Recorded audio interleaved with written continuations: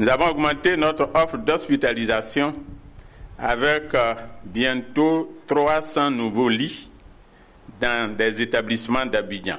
Parmi elles, nous pouvons citer, bien sûr, l'augmentation du nombre d'établissements de soins des cas à Covid-19. Ce sont en plus du service des maladies infectieuses et tropicales, l'hôpital militaire d'Abidjan, l'hôpital général d'Aniama, le SAMU, côté de CHU Cocody, et le CHU Yopougon. Il est fermé, mais des préfabriqués sont en train d'être mis en place dans les cours et d'ici le 5 avril, tout devrait être prêt.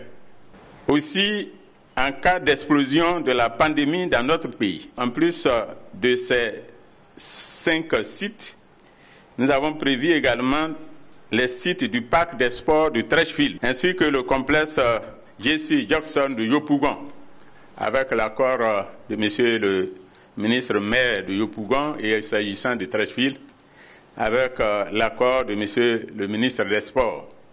Cela pour accueillir certains malades. Nous allons donc installer des bâches et installer du matériel de qualité dans ces bâches pour accueillir les éventuels malades.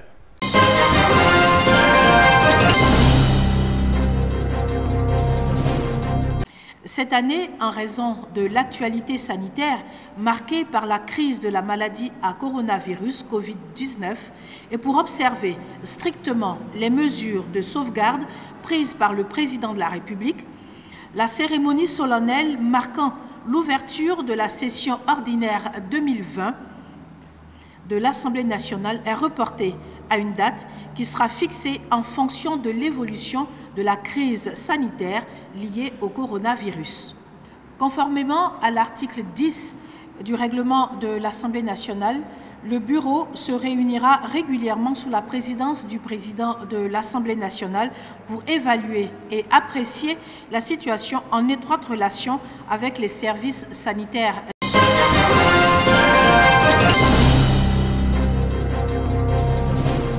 Du gel hydroalcoolique, du savon liquide, des cache-nez, des rouleaux de papier hygiénique, des seaux robinets, des sacs de riz, remis au corps préfectoral de la région du Guémon à Diokoué, Bangolo et Fakobli. C'est un geste des élus du Guémon pour aider les autorités à bien mener la lutte contre la propagation de la maladie à coronavirus, le Covid-19. Ces élus exhortent les différentes populations à adopter les gestes barrières et à respecter les mesures gouvernementales. Nous sommes venus avec du matériel pour permettre à nos populations d'éviter la maladie. Je leur dis de se mettre en conformité avec tout ce qui a été donné comme recommandation, donc de les respecter.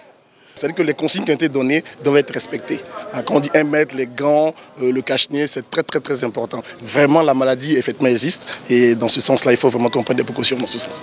Ce don est apprécié à sa juste valeur par le corps préfectoral du Guémon qui est déjà engagé dans la lutte. Concernant la sensibilisation, comme partout ailleurs, Bangolo n'est pas en reste. Nous avons déjà rencontré toutes les forces vives, c'est-à-dire quoi, les chefs traditionnels, les directeurs et chefs de service, les leaders d'opinion, les religieux, et à qui nous avons expliqué la gravité de la situation. Dieu merci, ils ont compris et pour le moment tout se passe bien. Et le couvre-feu est respecté. Les différentes mesures prises par le chef de l'État ont été expliquées aux uns et aux autres. Et dans l'ensemble, ça va. À Diokoué, chef-lieu de région, le comité départemental de lutte contre les épidémies et autres urgences sanitaires, réactivé et redynamisé, est en alerte en cas de survenue d'un cas suspect dans la zone.